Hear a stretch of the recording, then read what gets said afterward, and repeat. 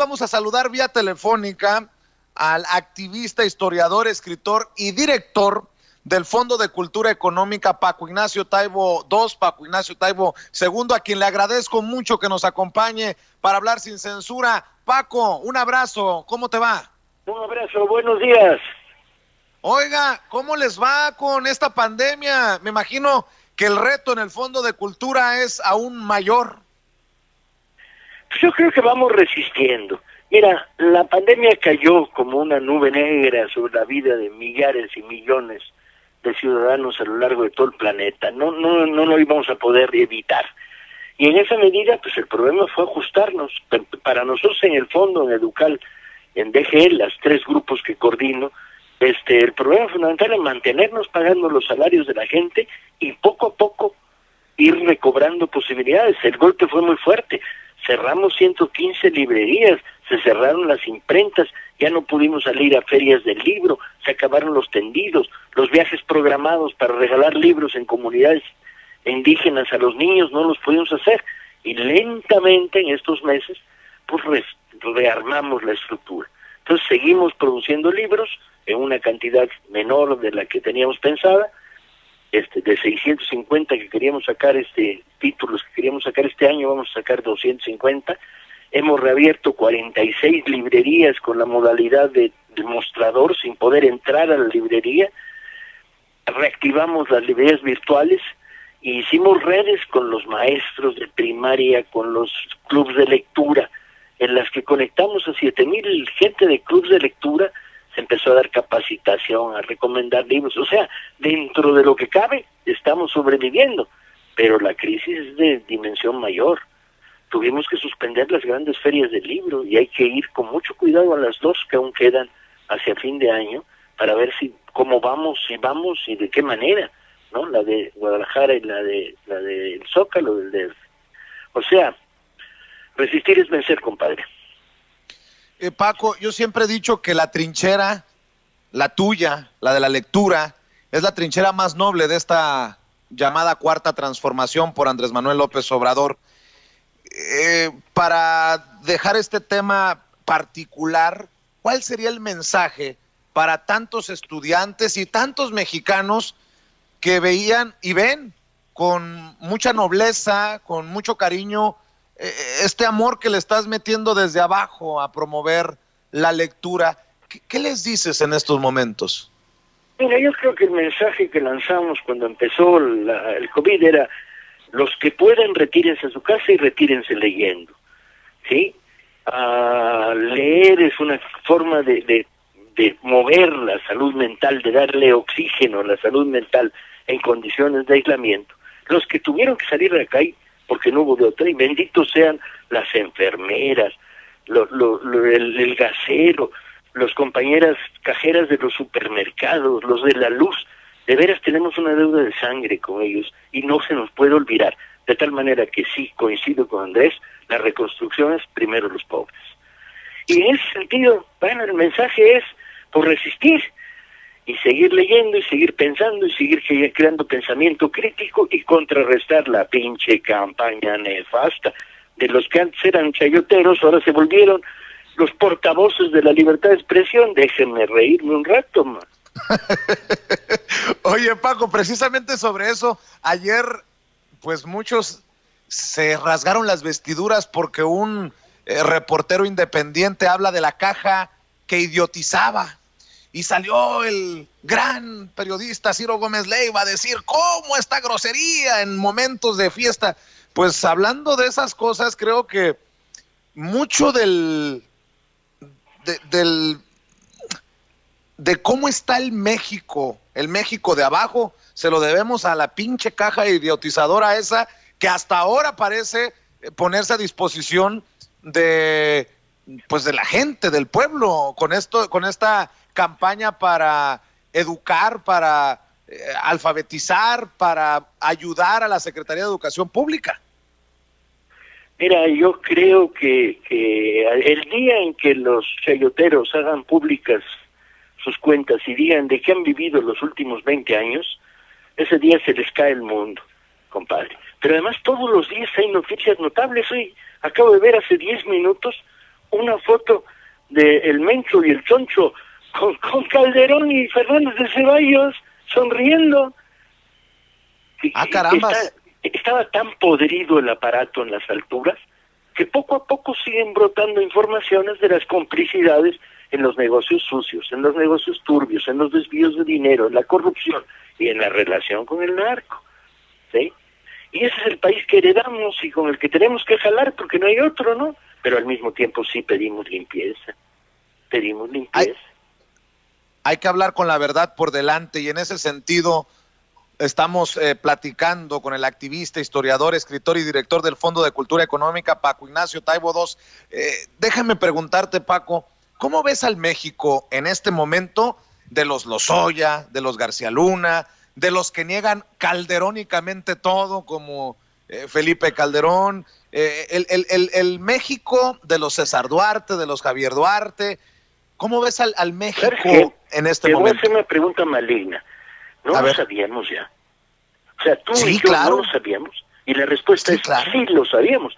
¿Qué está sucediendo? Pues que brotan las pruebas como un geyser, como una erupción volcánica, pero ya lo sabíamos. La victoria electoral de la 4T y de Andrés es porque los mexicanos sabíamos el mar de podredumbre en el que estábamos navegando.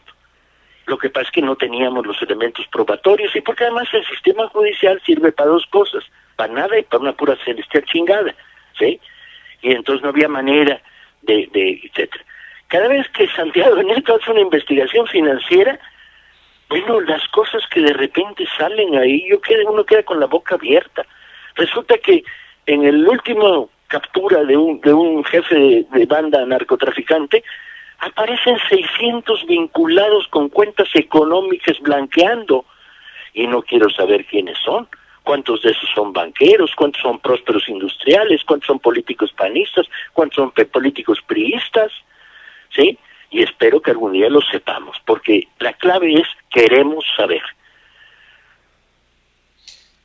En este sentido, ¿tiene enemigos infiltrados el presidente? Porque pareciera que hay algunos que se convierten en personajes que restan y no suman. Yo siempre he dicho que si bien es cierto, por ejemplo, la Fiscalía General de la República es autónoma, ayer destapábamos algunos nombres de esa misma red de corrupción, y hasta cierto punto es normal, pues no va a cambiar con el tronido de los dedos de Andrés Manuel o del presidente de la noche a la mañana esto, pero ¿cómo ver esto con la voluntad de dar a conocer lo que dices, pero también entendiendo que todavía nos queda basurita de sexenios anteriores? Yo creo que va a seguir saliendo. O sea, el chiste de que quiénes son los primeros que abandonan el barco cuando se hunde, las ratas. Bueno, pues igual, colega, ¿sí? Ya no hay en qué closet vivir, en qué país cambiarse, de dónde pedir nacionalidad, ¿no? Se les está desmoronando el aparato, y cada día se les desmorona más. Ahora, el problema son los nexos entre este viejo aparato y la nueva ola conservadora que brota de la sociedad. Bueno, pues ahí están los nexos, ¿no? Van a seguir saliendo las fotos, colega. Yo creo que desde el punto de vista informativo, hay una gran batalla que dar, y los que tenemos acceso a la voz pública y a la comunicación, tenemos que dar la batalla, tenemos que contar, tenemos que sustituir la calumnia por la información. Yo me las he visto y me las he temido. Cada vez que se me ocurre decir voy a bajar los precios de los libros, tengo a 200 pirurris diciendo no, el libro se desvalora cuando le bajas el precio. ¿Cómo se ve que no los comprabas tú, güey? ¿Cómo se ve que no eras un adolescente de Tonalá, Jalisco, que no te alcanzaba y te rascabas la bolsa para comprar un libro? Bueno, pero esa batalla la ganamos, barrimos, ¿sí? No hubo manera de pararnos, y yo creo que por ahí va el camino. Avanzar. ¿Cómo ves esta realidad también para el presidente? ¿Busca consolidar esta transformación? Perdona que me he entrecortado tu diálogo. Sí, ¿cómo ves esta realidad del presidente también enfrentándose no solamente a los mezquinos, medios de comunicación, personajes de redes, políticos, ¿Quiénes son los enemigos del presidente Paco Ignacio Taibo II? Yo creo que es correcto. Creo que no puedes permitir que domine la desinformación y la calumnia, y entonces donde la cachas les devuelves el palo, ¿sí? Y les haces preguntas muy incómodas como, ¿y usted qué? ¿Por qué durante la campaña venían con un cheque, un mensajero del PRI a su oficina? ¿Sí? ¿Y quién pagaba esos cheques y dónde salían? Bueno, pues estas cosas hay que preguntarlas, ¿no? Claro. La transparencia no le hace daño a nadie. Y si encuentras en nuestras filas, en los de que estamos porque siga avanzando la 4T, cuates que tengan las manos manchadas, pues órale, vámonos. ¿Para afuera? Paco, a ver, hay muchos que se la dan de intelectuales. Y perdón, no quiero amarrar navajas, pero Héctor Aguilar Camín, por ejemplo, pendejea al presidente y se hace pendejo porque a él le daba un buen cheque Carlos Salinas de Gortari. Enrique Krause le pone apodos al presidente, pero anda defendiendo al emperador, perdón, al gobernador que tienen en Jalisco, Enrique Alfaro. Ahí tienes a Jorge Castañeda, que dice que un pueblo como Putla, Oaxaca, es un pueblo horroroso y arrabalero. El nivel del intelectual... Enseñan el cobre, gacho enseñan el cobre. La carta de los pseudointelectuales, donde hay 2 o 3 mareados que todavía les tengo respeto, la enorme mayoría, lo que están diciendo, y se lee clarito en la carta, es que regrese el pasado porque ahí estaba el negocio. ¿Sí? Y bueno, se suicidaron. Esa carta no le reportó ni 1 milímetro de solidaridad y apoyo de otros sectores, y los mostró como lo que son. Los 3 que mencionaste, a pronto, ¿qué están diciendo? Que vuelva al pasado, porque en el pasado había business. Pues está cabrón, ¿no? Pues está cabrón, pero ellos, bueno, déjalos que se suiciden, pues ya les tocaba. ¿Cómo ves de aquí para adelante a México? Estamos en plena pandemia, hay una campaña brutal contra Hugo López-Gatell, hay una campaña perversa, como ya lo sabemos, contra el presidente Andrés Manuel López Obrador, pero veo un México con ganas de, pues como decimos tú y yo, como somos tan claros, de mandar a la chingada a estos que se han servido con la cuchara grande y que no tienen vergüenza. ¿Qué ves? ¿Qué visualizas? Colega, cada vez que aumenta la ofensiva como López-Gatell, a mí me cae mejor. O sea, es un boomerang. Cuando la derecha dispara un boomerang, se les olvidó que un boomerang es un pinche lanzador que inventaron los nativos de Australia y Nueva Zelanda, que lo avientas al cielo y regresa y te parte el hocico. ¿Por qué este interés en desprestigiar al hombre que está conduciendo la campaña de salud? ¿Por qué esta obsesión por apalearlo? ¿Sí? ¿Por qué no ventilan claramente que fue parte de la culpa la intervención de algunos gobernadores acelerando las salidas a la calle, la que provoca que no se haya podido frenar como debería haberse frenado la pandemia? O sea, ¿por qué? Y yo creo que la calumnia es un arma de doble filo. Termina fortaleciendo al calumniado cuando tiene razón. Déjame cerrar, si me permites. No quiero abusar de tu tiempo, pero déjame cerrar pidiéndote una reflexión, porque hay algunos que piden tumbar a López Obrador. Hay otros que coquetean con eso de nos lleva camino al comunismo. Ahí está Juan Sandoval Íñiguez, el cardenal de Jalisco. Eso es una campaña de los años 50. Han estado fumando mota de baja calidad, colega. ¿Cómo los ves? A mí me da mucha risa y luego se sienten hasta ofendidos porque los criticas por salir con esas tonterías. ¿Sabes qué? El otro día leí un artículo de un obispo, de un testaferro ahí de la iglesia conservadora, porque hay de todo en la iglesia. Hay gente muy decente y hay cada cuate que debería meterse en el closet y no salir. Y decía, López Obrador nos lleva hacia el comunismo. Compadre, ¿por qué no se pone usted a reflexionar sobre aquella bonita parábola de los mercaderes en el templo? ¿Sí? Ya, sabes que todo tiene rebote. De veras, la campaña es una campaña sucia y múltiple, pero también los ciudadanos cada vez adquieren más capacidad crítica. Yo espero que este sea el resultado de todos estos meses de polémicas verdaderamente envenenadas.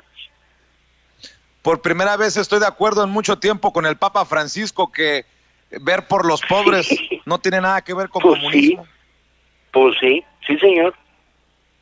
Oye Paco, pues tú sabes que se te admira, se te respeta y se te apoya en la campaña tan noble que es la de promover la lectura y nos gustaría que cualquier cosa que pudiéramos apoyar, que cuentes con medios alternativos e independientes como Sin Censura. ¿Estás transmitiendo desde Estados Unidos, desde Chicago? Ahorita estoy en México, tengo ya algunos meses acá en México y pues tratando de hacer la diferencia desde acá, desde nuestro país, viviendo el sueño mexicano, viejo. ¿Sabes qué? La verdad es la verdad, como decía Bertolt Brecht, dígale a Agamenón o su porquero. Y luego decía, el porquero dijo, Cincho. Vamos duro, comuniquemos, contrarrestemos, claro que sí. No la mentira con el insulto, contrarrestemos la mentira con información. Pues te vamos a seguir molestando para contrarrestar las mentiras. No es con ninguna molestia, es un placer. Bien sabes que no tengo pelos en la lengua porque me la afeito todos los días. Un abrazote, Paco Ignacio Taibo. Ándale pues, hasta luego y gracias. Gracias. Bueno, pues siempre un placer escuchar, desmenuzar las reflexiones de Paco Ignacio Taibo II, mi querido Toño. Para nosotros, deja la víbora chillando con un par de frases que deja como bofetada, pues, para esos de la oposición, esos enemigos de la Cuarta Transformación.